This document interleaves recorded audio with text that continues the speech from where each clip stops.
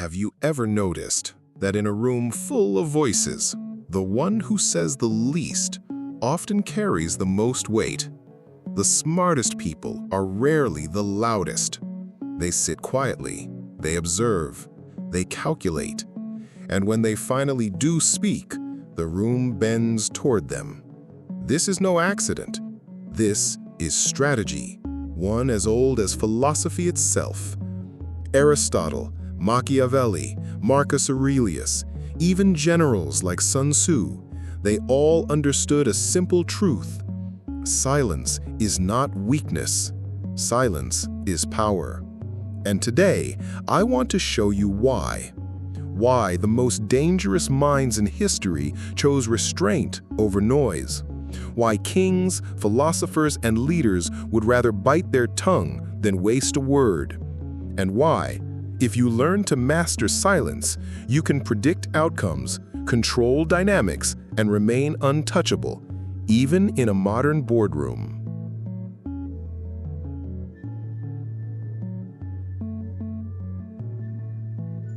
Let's begin with Aristotle. He once remarked, "Wise men speak because they have something to say, fools because they have to say something." To Aristotle, silence was not emptiness. It was a form of self-mastery. Words, once spoken, can't be taken back. They expose your thoughts, your intentions, your vulnerabilities. But silence preserves them. In ancient Athens, public debate was everywhere, in courts, assemblies, marketplaces. But the men who rose to prominence weren't always the ones who shouted the loudest. They were the ones who listened, dissected, and struck at the right moment. Imagine a courtroom where one orator unleashes a storm of words. The crowd cheers, but then the rival rises.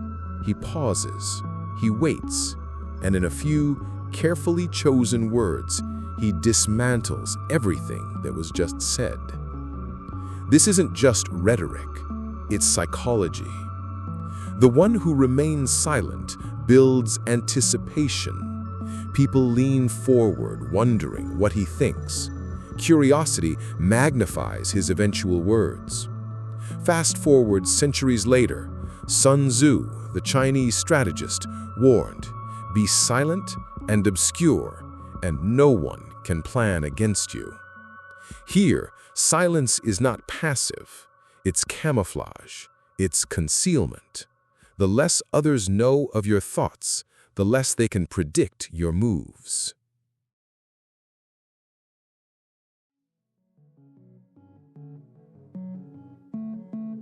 Let's move into the Renaissance. Niccolo Machiavelli, the master of political manipulation, studied how silence could be sharpened into a weapon. In The Prince, he notes that rulers must learn to appear approachable but reveal little. He observed that the clever ruler listens more than he speaks, forcing others to reveal themselves first. Picture a court filled with advisors, each one trying to impress the king, each one eager to speak. But the ruler, he remains quiet, nodding, smiling faintly. His advisors talk themselves into contradictions, into arrogance, into exposing secrets, while he, in silence, gathers ammunition. Machiavelli himself survived Florence's brutal politics by holding his tongue. He knew the one who speaks least gives away the least. Even criminals understood this principle. When interrogated, the fool spills everything. The wise man answers little, sometimes nothing. Silence denies your enemy weapons.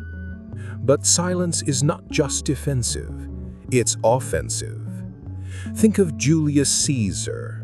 At banquets, he often allowed his enemies to speak freely, smiling quietly. They thought him complacent. In reality, he was memorizing their words, weighing their intentions, and storing their weaknesses. His silence disarmed them until he struck. Silence confuses, it intimidates, and sometimes it terrifies.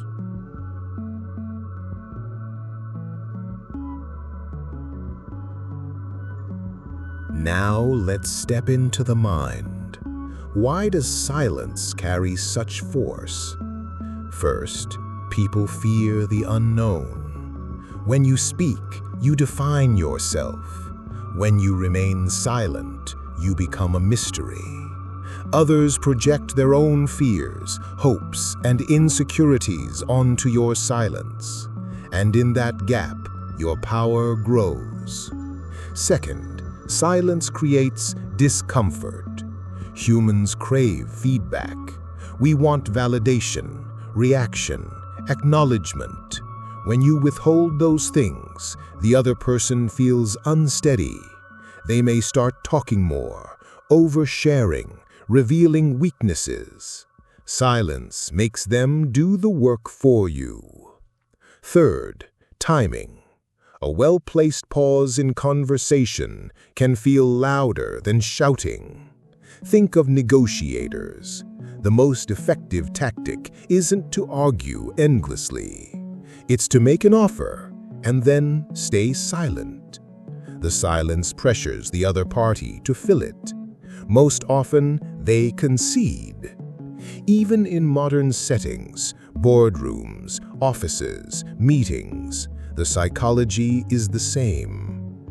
The loud coworker who dominates discussions often gets ignored, but the quiet one who speaks only once often commands more attention. People remember not the flood of words, but the precision strike.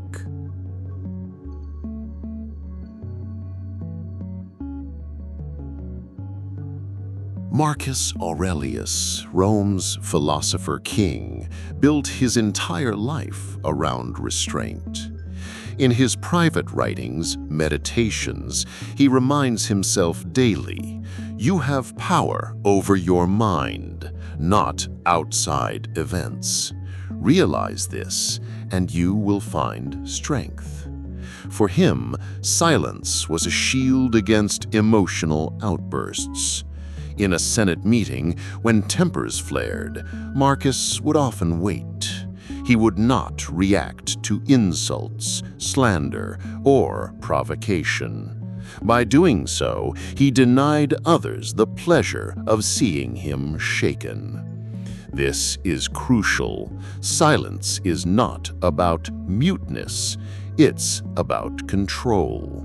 When Marcus Aurelius finally spoke, it was measured, deliberate, and cutting. People feared him not because he shouted, but because he didn't need to. This Stoic principle has survived into military discipline, negotiation, even sports psychology. The athlete who keeps his composure while his opponent screams, he controls the game.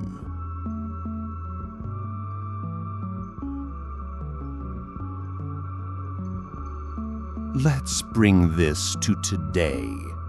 Think about modern leaders, CEOs, politicians, even celebrities. Notice how the most influential often avoid constant commentary. They let others debate, speculate, argue, while they speak sparingly.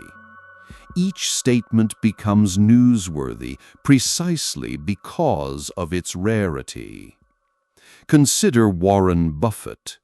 He sits silently through hours of meetings, saying little. But when he speaks, the markets listen. His words have weight, not because he's loud, but because he's selective. Or take Steve Jobs. In presentations, he mastered the art of the pause. At the height of suspense, he would go quiet, the silence pulling every eye toward him, and then he'd reveal, "Oh, and one more thing." That silence became part of his charisma. Even in your own workplace, you've seen it. The one who dominates the meeting often isn't respected, but the one who listens, who measures, who waits for the perfect moment, that's the person people remember.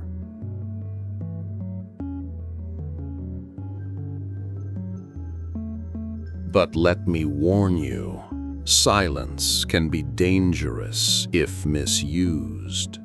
If your silence is rooted in fear, fear of speaking, fear of judgment, then it signals weakness, not strength. People will overlook you, dismiss you, exploit you.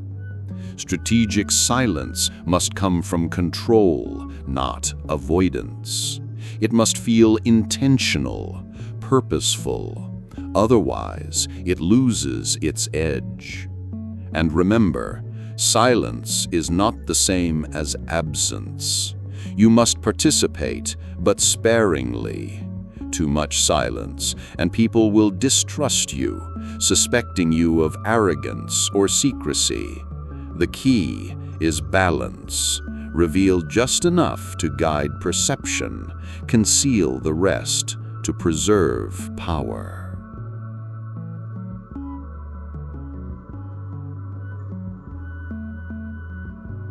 You don't need to sit in a marble hall or wear a toga to use strategic silence. In our era of constant notifications, virtual meetings, and public comment sections, silence has become rarer and therefore more powerful. The first step is to reclaim control of your impulse to speak. In your next meeting or conversation, resist the reflex to answer immediately. Let the question hang for 3 full seconds. Watch how the room shifts. In that gap, others reveal their insecurities, over-explain, or soften their position. You've already learned more without a single word. Second, use silence to test sincerity. When someone makes a promise or a claim, don't rush to affirm or applaud. Let the quiet do the work.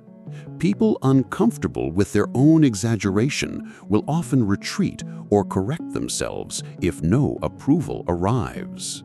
This is how you uncover reality beneath performance. Third, silence creates contrast. In a culture of constant self-promotion, the person who speaks sparingly stands out. Colleagues begin to anticipate your words because you don't waste them. When you do speak, your ideas land with more weight. This isn't mystical, it's the simple arithmetic of scarcity. Fourth, silence protects your intent. Every time you reveal a plan prematurely, you hand your leverage to the room. By holding back, you give yourself space to refine, to observe, and to pivot before anyone else can counter. This is the heart of Machiavelli's preemptive wisdom translated to the workplace. Finally, remember that silence is not passivity. It is an active, deliberate stance. It allows you to observe power currents, hidden alliances, and unspoken fears. It gives you time to ask, what is truly happening here? What does this person really want? In that stillness, you become the rare individual who sees the whole board while others are distracted by their own noise. Strategic silence is no longer a luxury. It is a competitive edge. Practice it once and you'll feel its strength. Practice it consistently and you'll become the person whose words, few though they may be, shape the outcome of the room.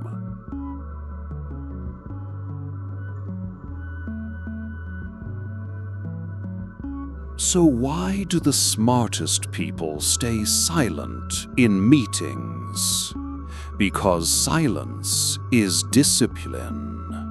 It allows them to study the room, expose the fools, control the flow, and strike when the time is right. Aristotle saw it. Machiavelli weaponized it. Marcus Aurelius embodied it. And now, in your world, silence remains the most underrated form of strength. Remember this: noise is common, silence is rare, and what is rare is valuable. So the next time you're in a meeting, resist the urge to fill the air with words. Instead, listen, wait, observe.